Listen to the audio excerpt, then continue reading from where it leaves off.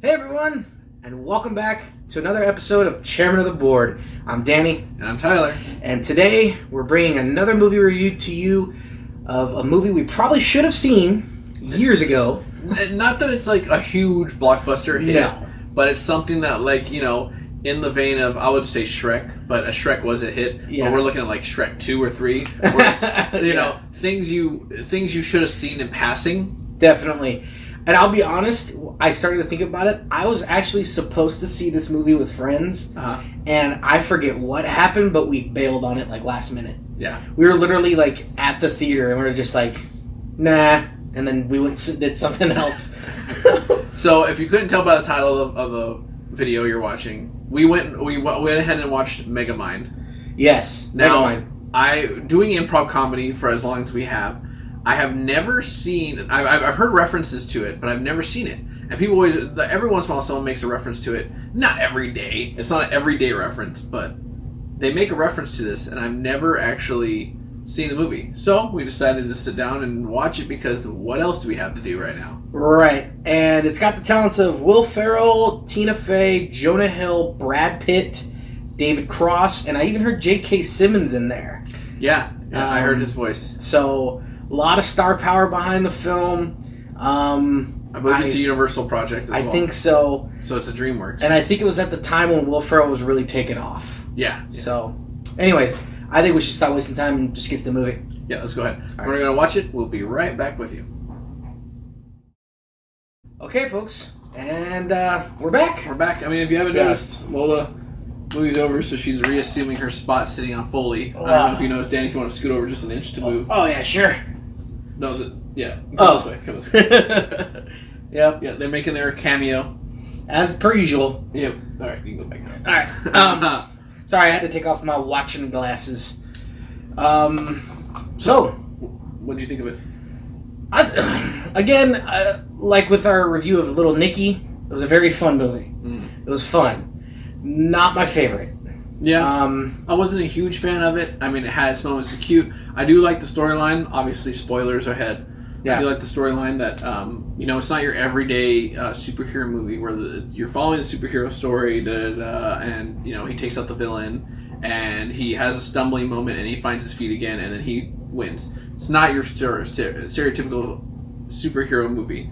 This one, instead, you're following the villain, and a villain's progression into villaindom. Yeah. And then why they're like that, and then and then them going from being a villain to being a hero, in a way, and it's obviously because of the problem that they created in the movie, where Jonah Hill's character is given superpowers, but then uses superpowers for evil, which is, I mean, reflective of how most people would probably behave. Yeah. If they were given a ton of superpowers. There's a lot of silly jokes, and I think this was really aimed towards kids, because if you think about the actors that are in this, they're really not known for their kid movies, at least not up until that point. You know, I think this was 2010, so Jonah Hill's really known for Superbad. You know, Tina Fey for Mean Girls. I mean, so like the preteen, the preteen pocket. Yeah. I mean, because you also, like, Brad Pitt's the heartthrob. I mean, but you're not seeing him. He's not doing voiceover often because he's not hired for his voice. Yeah, it's very true. Although he did a great job, not knocking him. Yeah. I will admit that I thought, I said this to Danny, I said, when listening to everyone play characters like Will Ferrell does a great job doing character work, and so obviously he's a growling like we are. So it seemed, hearing Will Ferrell do his voice work, you could tell he's acting. When Jonah Hill was in it, you heard Jonah Hill and you kind of just saw in your mind Jonah Hill. I mean, it didn't help that the character they did make looked similar to what Jonah Hill would probably look like in this cartoon world, but it's like he just seems so like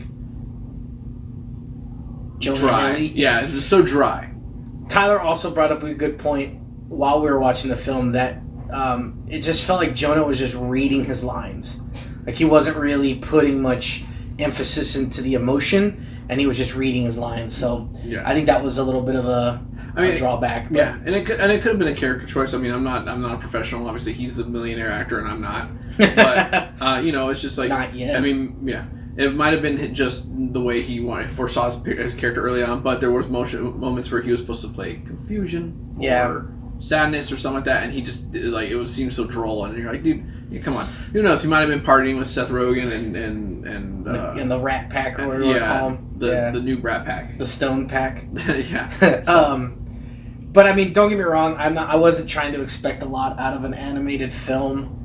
So I wasn't like sitting there trying to critique it like I'm watching a movie that's going to get nominated for a dozen Oscars.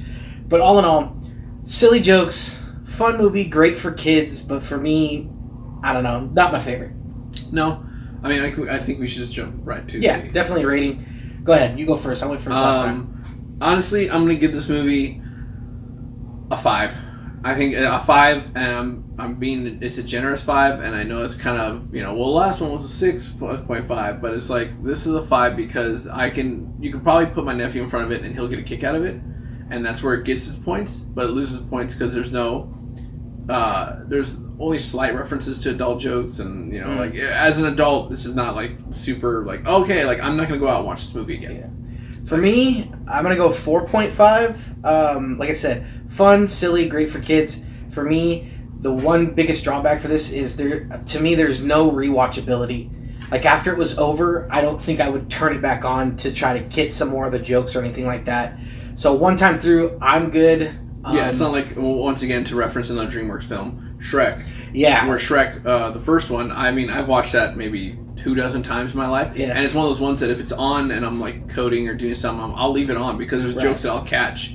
And I'm like, like that's funny. Yeah. Like, but with this one, it's like, I don't necessarily want this one on the background. Right, I was going to say, it's not really a background type film. But anyways, check it out if you haven't seen it. And if you have, let us know what you thought down in the comments. We'd love to hear stuff like that. I mean, if you have children and they have an opinion, feel free to give us their opinion because, please. I mean, we'd like to know on a kid's standpoint. I mean, there's movies, that I saw as a kid that I thought was the jam, a.k.a.